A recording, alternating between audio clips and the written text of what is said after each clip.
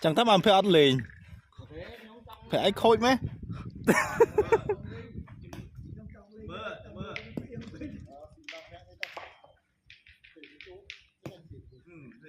ba này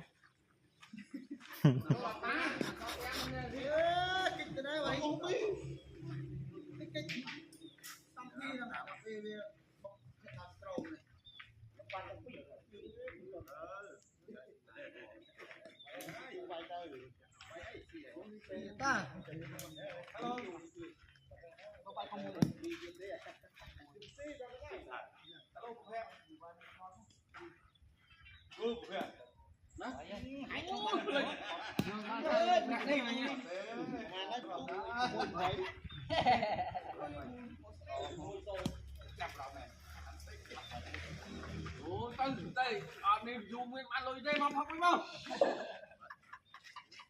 nhưng ấy mình ăn máu đấy cùm xe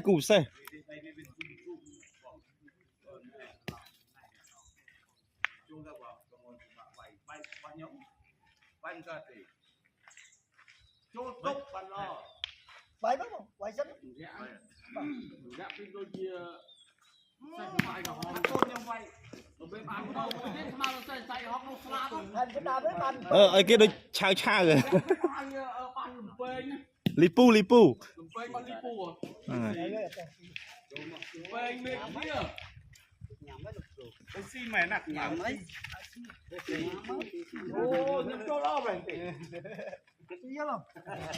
gì à ba vậy chứ bác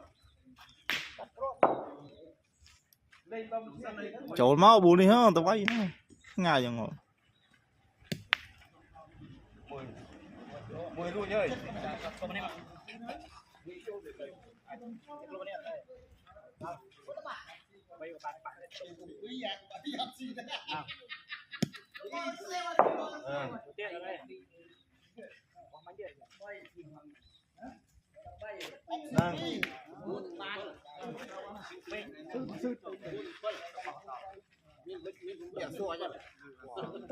về đây về spec ở đây spec tôi ra cho mình